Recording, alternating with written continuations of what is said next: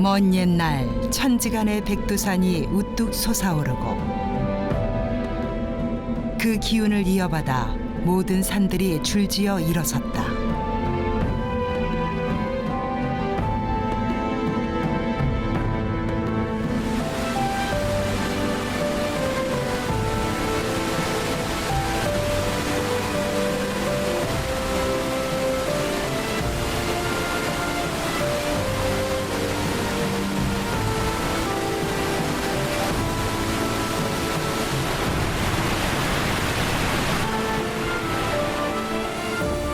물은 산을 타고 내려와 바다로 흘러들었다.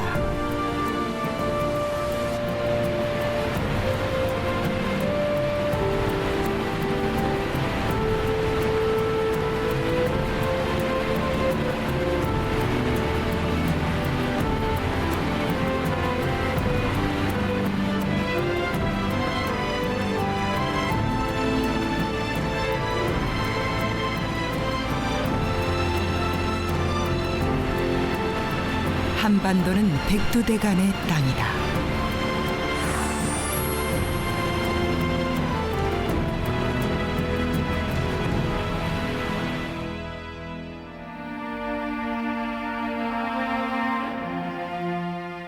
우리나라는 국토의 70%가 산으로 채워져 있다. 조선시대 지리서인 상경표에는 백두산에서부터 지리산까지 이어지는 이 땅의 산줄기를 일대간, 일정간, 13정맥으로 구분했다. 그중 백두대간은 한반도의 척추를 이루는 가장 크고 긴 중심 산줄기다. 그리고 이 땅에 기대사는 우리네 삶과 문화의 근원이기도 하다.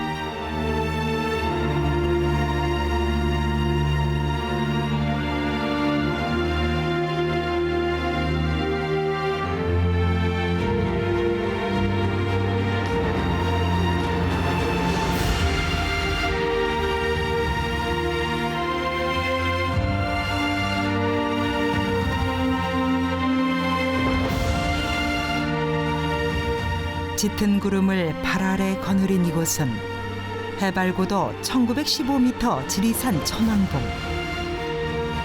남쪽에서부터 북쪽을 향해 백두대간 종주를 시작하는 사람들에게 지리산은 백두대간의 끝이 아니라 시작점이다. 지리산의 다른 이름이 또 두두산이라는 이름이 있습니다. 백두산이 흘러내려서 된 산이란 뜻이거든요. 이게 처음이자 백두대간의 처음이자 끝이자 시작이자 마지막이 되는 곳입니다. 이것이.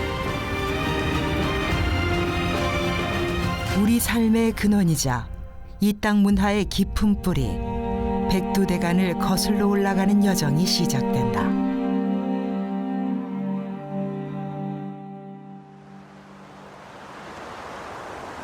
남도의 젖줄 섬진강은 남해로 빠지기 전 전라남도 구례에서 지리산을 만난다.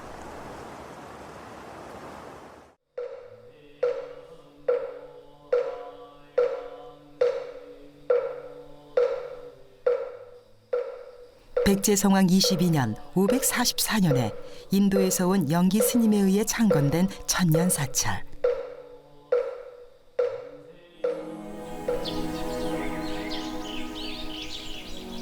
화엄사 경내 효대라는 언덕에는 특이한 성물들이 있다. 바로 국보 제35호 사사자 3층 석탑. 석탑 앞 석등에는 탑을 향해 꿇어앉아 차를 올리는 인물상이 배치되어 있다. 이는 효심 깊은 영기 스님이 어머니를 위해 차를 공양하는 모습이라는 것.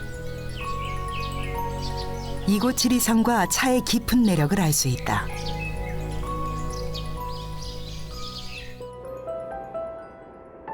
화엄사를 창건할 당시 영기조사가 인도에서 차 씨앗을 가져와 심으면서 이 땅에 차나무가 자라게 되었으며, 한편 당나라 사신으로 갔던 대렴이 차 종자를 가져와 지리산에 심게 했다는 기록이 있다.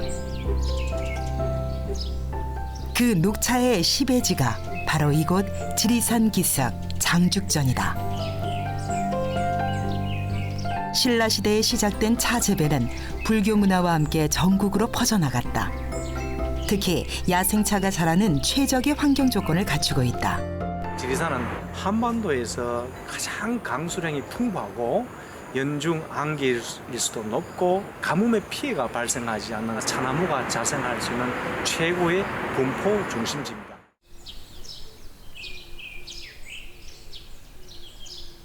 화엄사의 산의 암자인 구층암.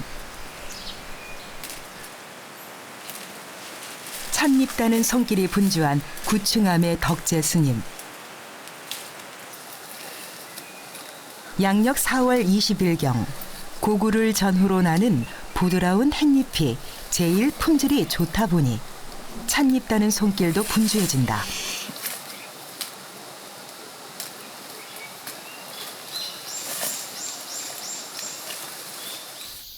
차나무가 씨를 이렇게 했을 때는 밑으로 쭉 내려가서 땅의 기운을 먹고 자라요. 그래서 아마 차를 마시면 사람이 차분해지고 곱고 아마 그리 되는 것 같습니다. 우리나라 고유의 차 제조법이라 불리는 제단은 국가 무형문화재 제 130호에 지정되어 있다.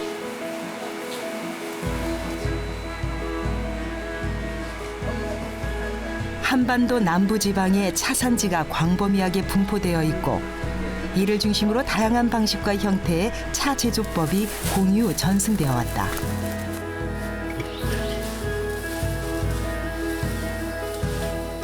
달궈진 가마솥에서 뜨거운 불로 차를 볶아 수분을 빼는 이른바 차를 덕는 과정.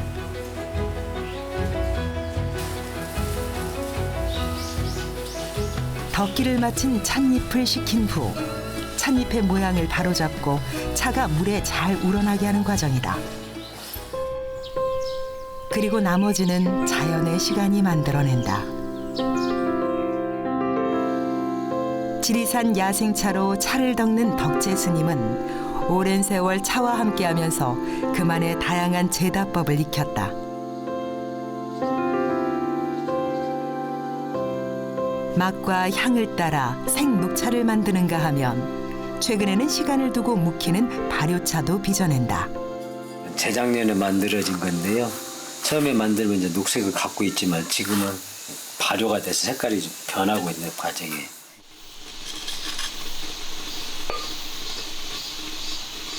다선일미. 불가에서 차와 선은 한 가지 맛이라는 뜻. 졸음을 쫓고 정신을 맑게 해주는 차의 효능 덕분에 불가에서는 오랫동안 차가 사랑받아 왔고 이 땅의 차문화 역시 불교를 통해 이어졌다. 어떻게 만드냐가 중요한 게 원료 자체가 우리 몸을 이롭게 하고 정화시키는 능력을 갖고 있죠. 사람을 차분하게 하고 안정시키고. 아건 성령수 연희 감노. 지극한 정성과 오랜 다림의 시간이 만들어낸 맑고 그윽한 향기가 지리산 자락 산야를 적신다.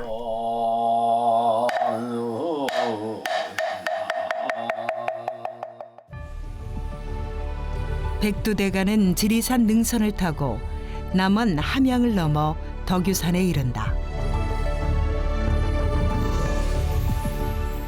소백산맥 중앙에 우뚝 솟아있는 덕유산은 능선을 따라 두문산, 칠봉, 삿갓봉 등을 거느리고 있다.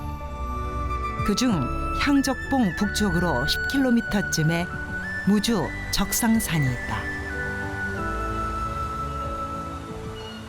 붉을적, 치마상, 적상. 붉은 안반이 여인의 치마처럼 산을 두르고 있다 하여 적상산이다. 이 깎아지른 절벽 위에 적상산성이 있었다.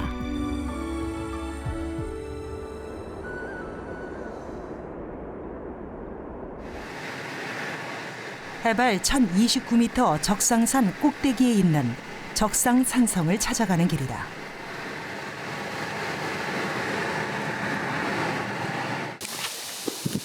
산성을 한눈에 알아보기는 쉽지 않다.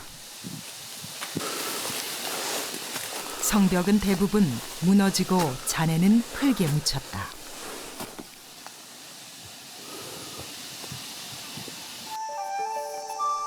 드디어 성벽의 흔적이다.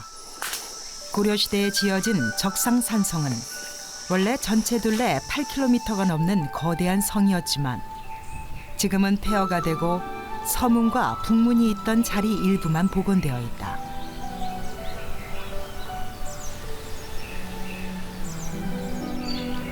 게다가 1995년 무주 양수 발전댐 건설로 산 정상부에 인공호수가 생기면서 산성부지 대부분이 물에 잠겨버리고 말았다. 무주의 고지도에는 간략한 산성의 모습이 남아있다. 신증 동국여지 승남에 의하면 성 내부는 가운데가 평탄하고 넓으며 4개의 못과 23개의 샘과 사찰들이 있었다. 외적이 쳐들어왔을 때를 대비한 산성은 적성산성처럼 높고 험한 곳에 자리 잡고 있는 게 특징입니다. 성 안에는 다 물이 있고 식량이 갖추어져 있어서 유사시에는 성 안으로만 들어가면 농성을 할 수 있는 준비가 돼 있었습니다. 식량을 자체에 조달할 수 있는 경작지와 물, 적이 쉽게 달려들지 못할 높고 험한 위치. 적상산성은 이런 조건 덕에 대대로 인근 백성들의 피난처가 되었다. 고려 때의 기록에 의하면 삼도의 안념사들이 난이 있을 때마다 백성들을 데리고 여기에 의지해서 싸우거나 또는 생명을 보존했던 유서 깊은 그런 산성입니다. 민초들의 피난처 적상산성은 조선시대에 들어와 또 하나 중요한 역할을 맡게 된다. 임진왜란 이후 조선왕조실록과 왕실족보를 보존하는 사고가 이곳에 설치된 것이다. 나무라는 이렇게 부정히 말고 일부 여기 사각이나 저 산호박에 있던 낮에 나무를 썼다 그런 기록이 있어요. 그때 주지스님이. 조선은 역사를 무엇보다 중요하게 여긴 왕조였다. 그래서 왕을 중심으로 궁에서 일어난 사소한 일 하나까지 기록으로 남겼다. 그 방대한 기록물이 바로 조선왕조실록이다. 조선왕조 500년 동안 이 기록을 보관했던 사고의 역사는 참으로 다사다난했다. 세종대왕 때부터 춘추간 청주, 성주, 전주 등 4곳에 사고가 안치됐는데 임진왜란 때 전주 사고를 제외한 모든 사고가 파괴됐다. 다시 제작된 실록은 평지를 피해 전국의 깊은 산속에 분산 보관된다. 그러다 후금과의 분쟁으로 북방이 위태로워지자 광해군은 묘향산 사고를 이곳 적상산으로 옮기게 한다. 이후 300년 가까이 이곳은 국가의 역사를 보관하는 성소였다.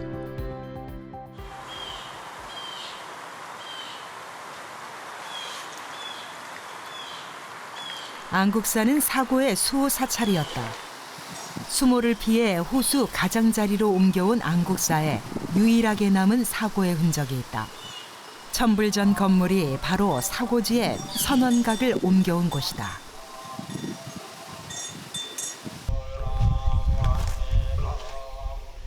국난이 있을 때마다 목숨 걸고 사고를 지킨 건 승병들이었다.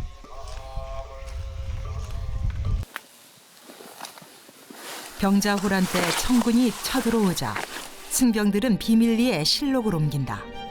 장소는 성벽 끝 낭떠러지 안념대의 바위 틈. 사람이 발 딛기도 힘든 공간이었다.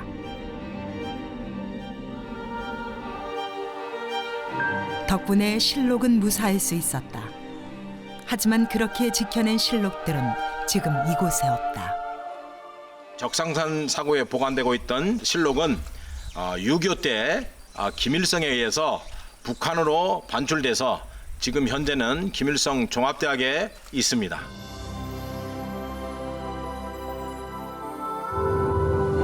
오랜 세월 복잡한 인간사를 묵묵히 지켜봐왔던 산성. 적상산 붉은 치마는 여전히 넉넉한 품으로 역사를 품고 있다.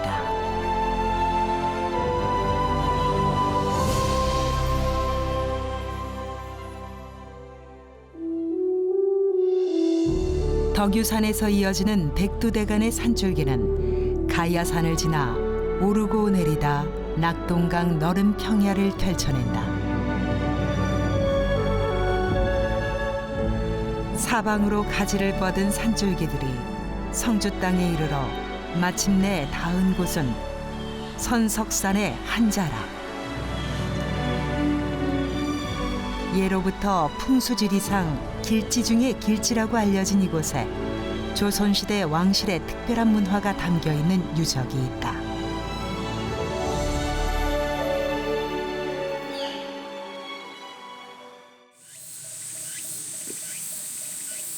봉우리의 이름은 태봉이다. 바닥부터 이어진 돌 계단의 끝.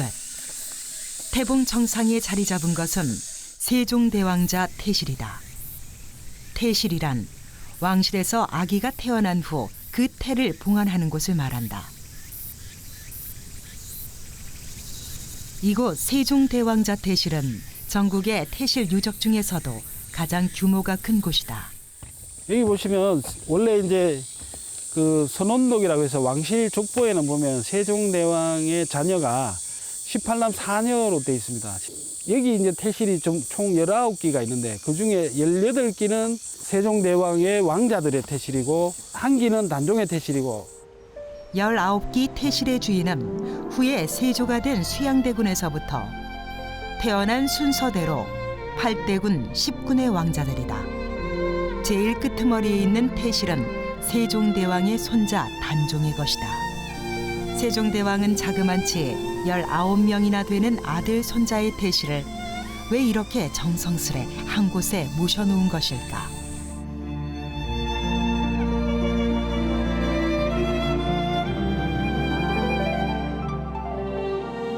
태실을 설치하려면 그 지역 백성의 노역이 필요했다.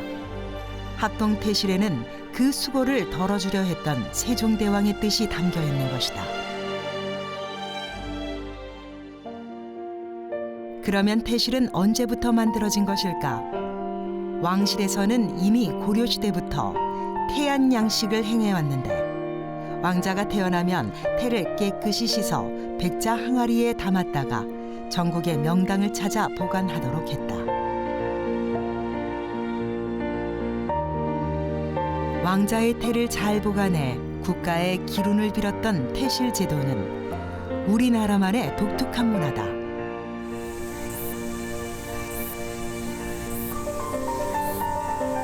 세종대왕은 태실의 자리를 찾는 데도 공을 들였다.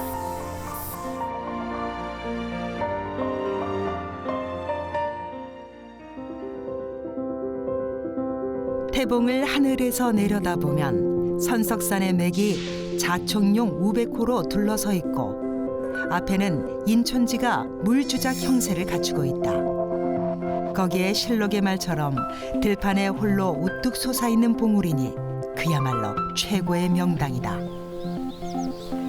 이 모든 노력은 왕가의 평안이야말로 나라를 평안하게 하고 곧 백성들을 편안하게 한다는 대왕의 믿음에서 출발한 일이었다.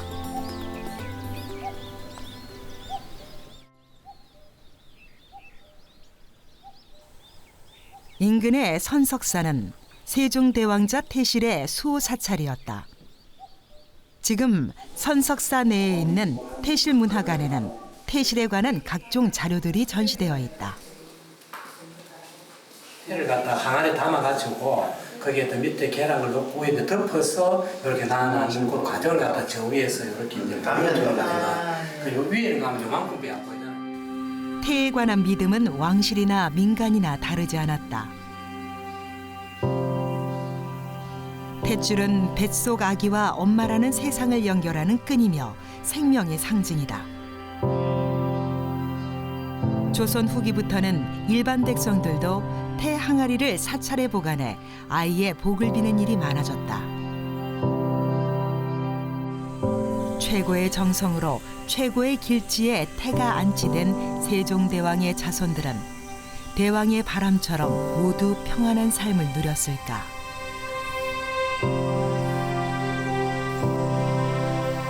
19개의 성물 중에는 눈에 띄는 것들이 있다. 중간중간 몸통 없이 바닥에 연엽대성만 있는 태실이다.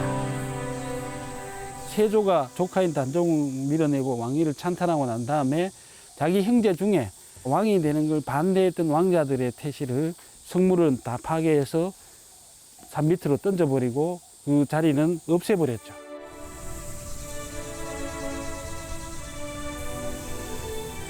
자신을 반대했던 동생들의 태실을 부숴버린 주인공. 세조의 태실 앞에는 거북 모양의 큼지막한 가봉비가 있다. 태의 주인공이 왕이 되면 가봉을 하는 전통에 따른 것이다. 권력을 움켜쥐는 데 성공한 자와 실패한 자들. 남아있는 태실의 모습은 그 운명만큼이나 대조적이다.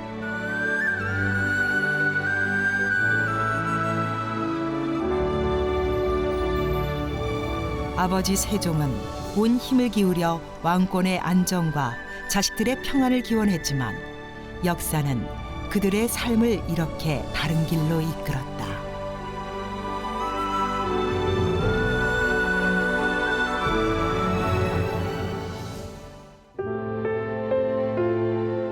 다시 백두대간 산줄기를 따라 올라가 민주지산 삼도봉에 이른다.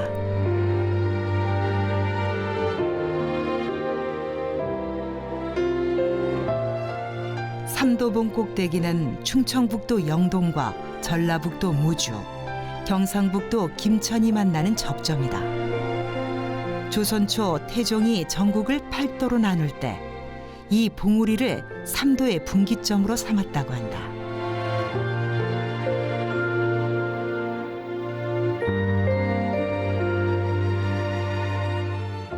이 삼도봉에서 갈라져 나온 석기봉 대불리 마을에는 특별한 마애불이 있다.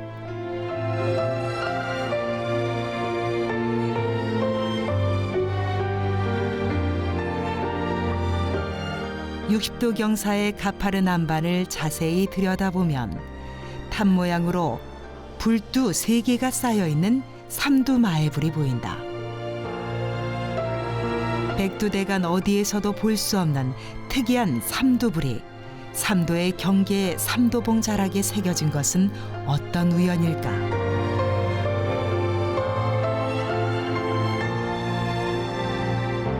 삼도봉에서 다시 북상하는 백두대간을 타고 추풍령을 넘어 충청도 속리산 자락으로 들어간다.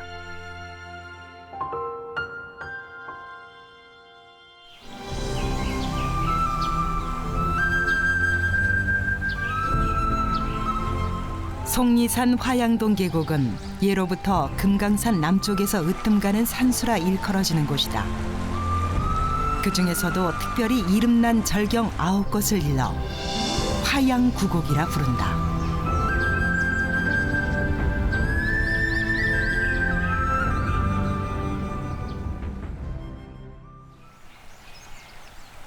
충청북도 괴산군 화양동 골짜기에선 지금도 봄, 가을 1년에 2차례 제사가 열린다.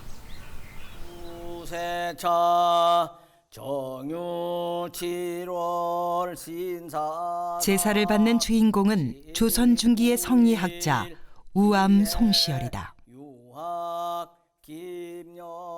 조선의 성리학을 집대성한 대학자 혹은 망국적 당파 싸움의 시조 송시열을 둘러싼 역사의 평가는 엇갈린다.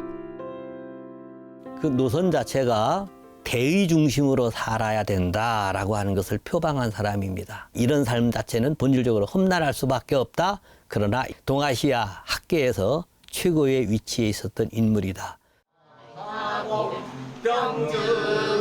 주자의 예학을 깊이 따른 우암에게 적통인 명나라를 밟고 들어선 청나라는 받들 수 없는 오랑캐였다. 그는 병자호란 후 관직을 버리고 낙향해 후학을 가르치는 데 힘썼다. 후에 제자들이 그를 기려 이곳에 세운 것이 바로 화양서원이다.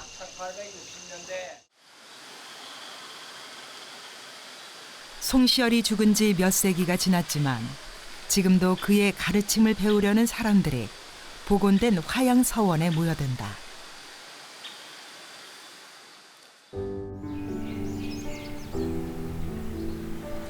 화양동 계곡에는 그의 학문과 사상을 보여주는 흔적들이 남아있다. 그는 주자의 무의구곡에 비추어 9곳의 절경을 찾아내고 화양구곡이라 이름 붙였다.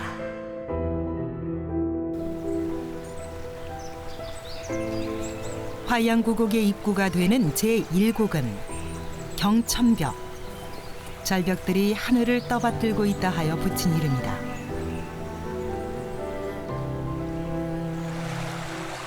경천벽에서 400m쯤 북쪽으로 올라가면 계곡물이 유난히 맑은 연못이 나온다. 구름의 그림자가 비친다는 뜻의 이곡, 운영담이다.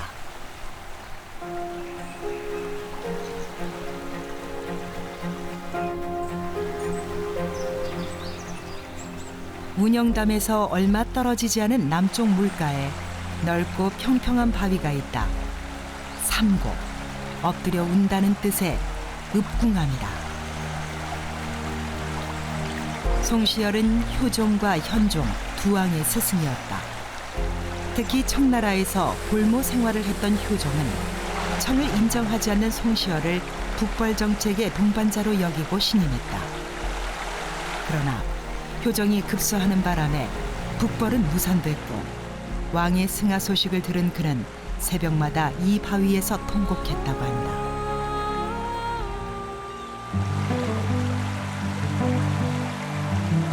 화양구곡 최고의 절경인 사곡이다. 맑은 물에 비치는 모래가 금싸라기 같다 하여 금사담이다. 송시열은 금사담 바위 위에 암서재를 짓고 이곳에서 글을 읽었다. 암서재에서 내다보이는 맞은편 바위에는 송시열이 직접 썼다는 글씨들이 새겨져 있다.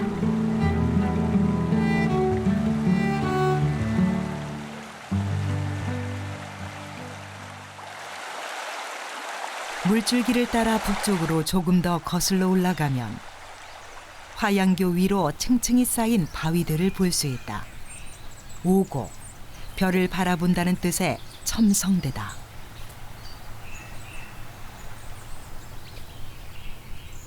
이 바위에도 그의 글씨들이 새겨져 있다.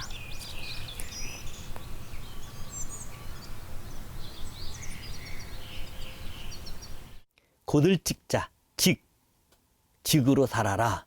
자기의 뜻을 잊어버려서는 안 되는 것들을 글자로 새겨놓고 아니면 실현시키려고 하는 노력을 했었던 겁니다.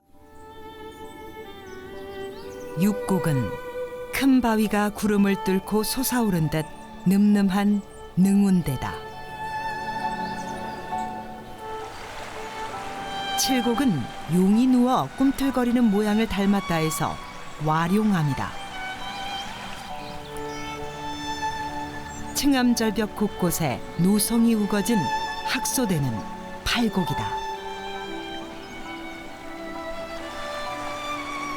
여기가 화양구곡의 마지막 절경 구곡이다.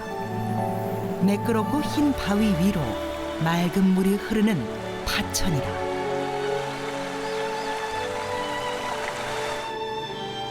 그는 아름다운 화양동 계곡에 자신의 학문과 사상이 담긴 이상향을 만들고 싶어 했는지도 모른다.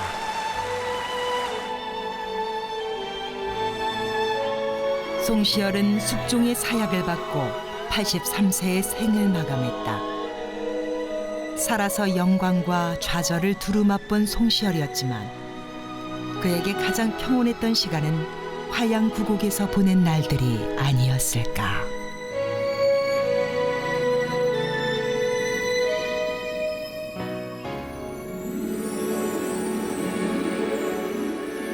지리산에서 출발한 백두대간은 속리산을 지나며 동쪽으로 방향을 크게 틀어 태백산으로 향한다. 산줄기가 방향을 트는 중간 지점에 이화령과 조령, 하늘재가 차례로 늘어서 있다. 비교적 완만한 경사에 부드러운 품새를 지닌 남쪽의 산들과 달리 이쯤부터는 본격적으로 백두대간의 거친 산세가 모습을 드러낸다. 그 시작이 바로 문경세제다. 세제는 새들도 힘들어 쉬었다 넘어간다는 뜻에서 나온 말이라고 한다. 그만큼 험한 산이지만 사람들은 이곳에 길을 냈다.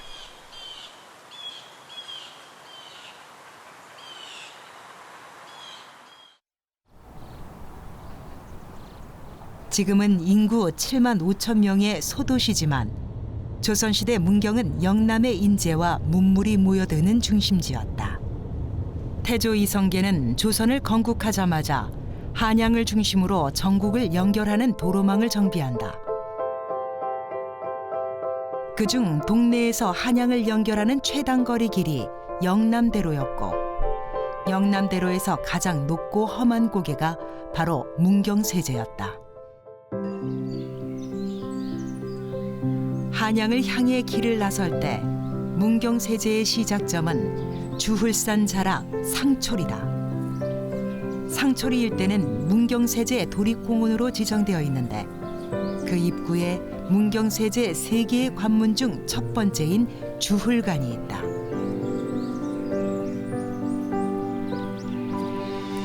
국가가 나서서 지정한 공식 도로인 만큼 초기에 이 길은 관리의 길이었다. 1관문을 지나 1.2km를 가면 조령원터가 나온다. 고려와 조선은 일정 거리마다 역과 원을 두어 도로통신체제를 운영했다. 초기에 원은 국가에서 파견한 관리들이 묵는 숙소였지만 후기로 가면서 선비나 장사꾼들도 이용할 수 있게 되었다. 원은 나라의 엄격한 관리하에 운영되었다.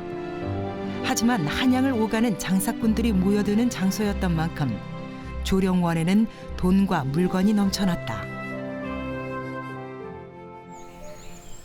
원터 뒤쪽에는 주막이 있었다.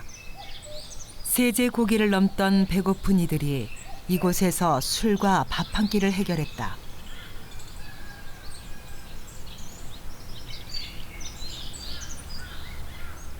원터에서 조금만 올라가면 정자가 나온다.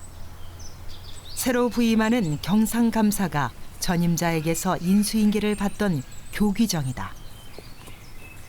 이런 유적들은 이 길이 국가의 공식 국도로서 중요한 위치에 있었음을 보여준다. 교귀정을 지나 1km를 더 가면 제2관문인 조곡관이 나온다. 지금은 관문 주변 일부가 복원되어 있을 뿐이지만 원래는 이 성벽들이 봉우리를 에워싸고 있었다. 기껏해야 관리나 상인들이 지나던 산길에 왜 이런 관문들이 있는 것일까?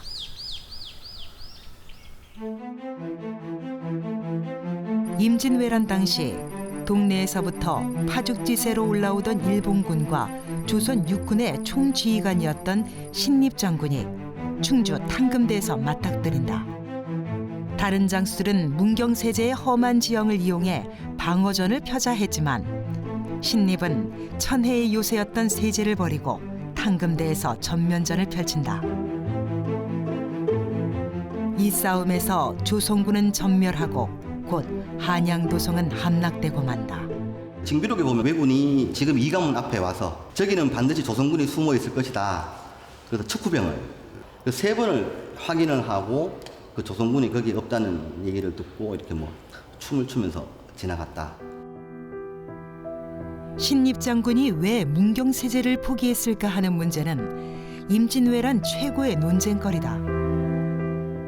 어쨌든 뒤늦게서야 이곳의 군사적 중요성을 깨달은 조선 정부는 문경세제의 3겹의 저지선을 만들고 방어를 강화했다. 문경세제는 곧 군사적 방어의 길이었다.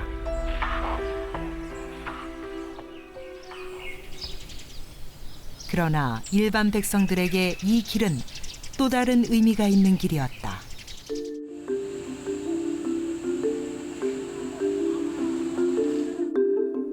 택리지에는 조선 선비의 반이 영남에서 나왔다는 말이 나온다. 그만큼 많은 선비들이 이 길을 통해 과거를 보러 다녔다.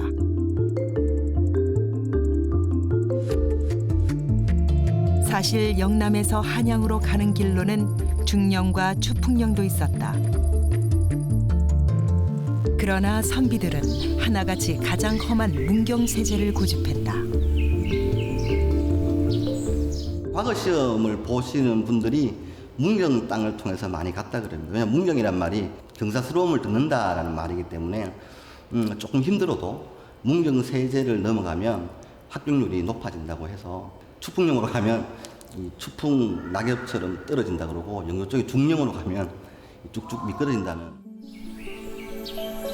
추풍낙엽처럼 떨어지는 추풍령을 피하고 쭉쭉 미끄러지는 중령을 피해 문경세제를 넘었던 선비들은 그 간절했던 마음처럼 경사스러운 소식을 듣게 되었을까. 관리의 길이었고 군사적 방어의 길이었고 선비의 길이었던 문경세제 고갯길. 새들도 힘들어 쉬어간다는 그 길로 사람들의 삶은 끝없이 이어져 왔다.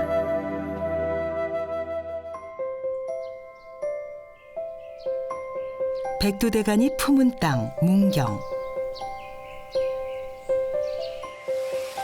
깊고 푸른 산, 자연의 재료는 인간의 삶을 풍요롭게 만들었다. 백두대간의 사람들 가운데는 남들이 가지 않는 길을 고집스레 걸어가는 이들이 있다.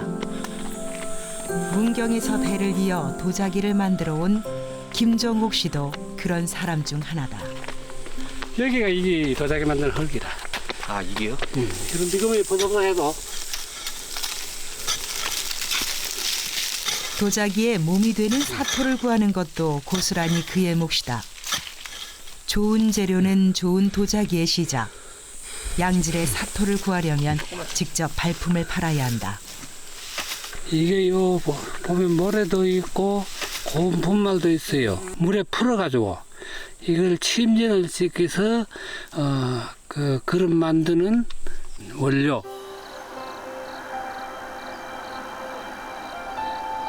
그는 250년 전 이곳 문경으로 들어온 도공의 후손.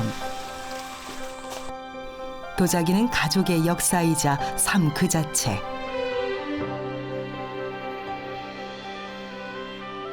그의 할아버지는 조선시대 왕실의 도자기를 만들었던 경기도 광주 관요 출신의 김비안 사기장.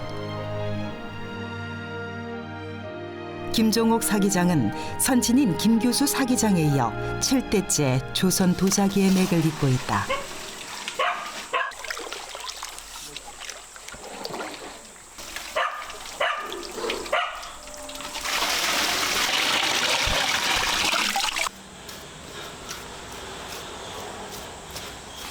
대를 이어 전통을 지키는 것에는 많은 수고로움이 따른다. 재료를 모으는 것에서부터 제작에 이르기까지 그는 철저하게 전통 방식을 따른다.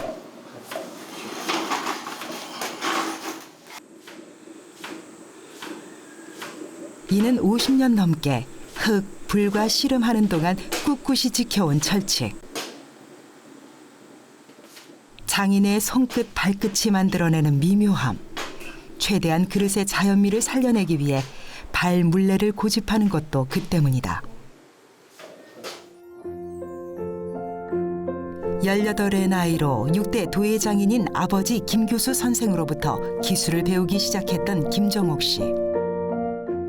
가족의 생기를 위해 결정한 일이지만 도예의 매력에 빠졌고 좋은 작품을 만들기 위해 밤낮 없이 그릇을 빚었다. 그 노력은 고스란히 작품들에서 빛을 발한다. 가장 완벽한 재현이라고 평가받는 정호다완. 조선 백자의 분위기를 그대로 살린 청화백자와 달 항아리 등으로 그는 1991년 국내 최초로 도예 명장이 됐다. 이어 96년에는 전통 도자기 분야에서는 유일한 무형문화재 기능 보유자로 지정됐다.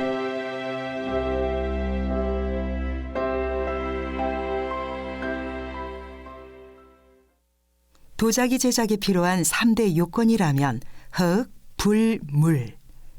그릇을 구울 때 필요한 불은 기름이나 가스가 아닌 백두대간의 소나무를 쓴다. 사기장이 쓰는 가마는 이 지역의 전통 가마 망댕이. 떠를 보통 이제 망댕이라고 그러거든요. 보통 한 20cm에서 이제 25cm 이 크기로 해가지고 한쪽은 굵고 한쪽은 그 가늘게 해서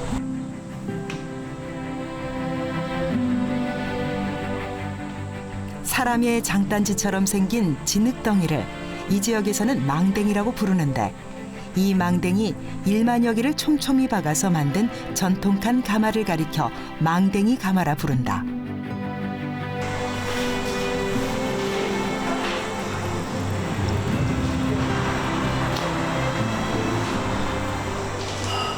이게 인간의 힘으로 안 되는 기라.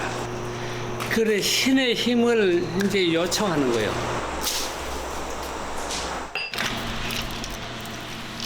두 달에 한 번씩 사기장의 전통 가마에 불길이 오른다.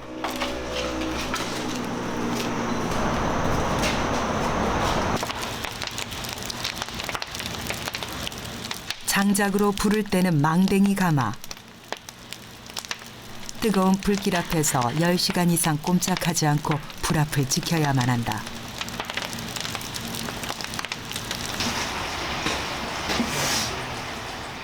불꽃이 그릇을 잘 감싸는지 계속 지켜보다 불이 빠지려고 하면 얼른 장작을 집어넣는다. 불을 자꾸 집어넣으면 공기가 들어갈 틈이 없잖아요. 불을 이제 안 넣게 되면 공기가 이제 들어가게 되기 때문에 그러면 이제 그게 이제 산화가 돼버리죠.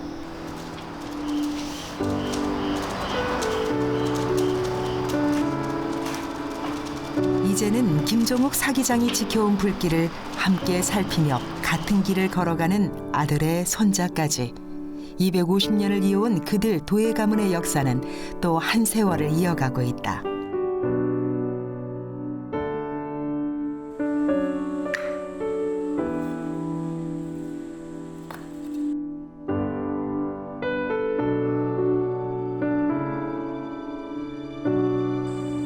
섭씨 1300도의 가마 안에서 20여 시간을 견뎌낸 그릇들이 맑고 뽀얀 속살을 드러낸다.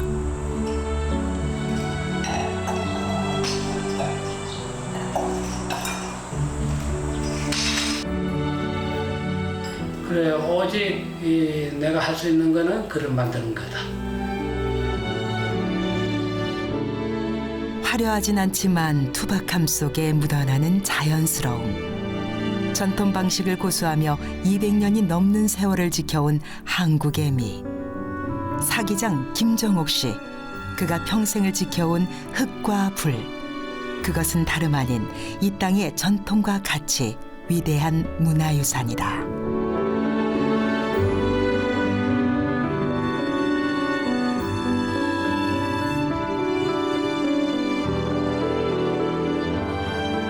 백두대간의 산줄기들은 물길을 가르고 논밭을 나누고 사람의 마을을 나누었다. 촘촘히 나누어진 땅에서도 하나의 문화가 피어날 수 있었던 것은 한반도 전체가 백두대간의 땅이기 때문이다.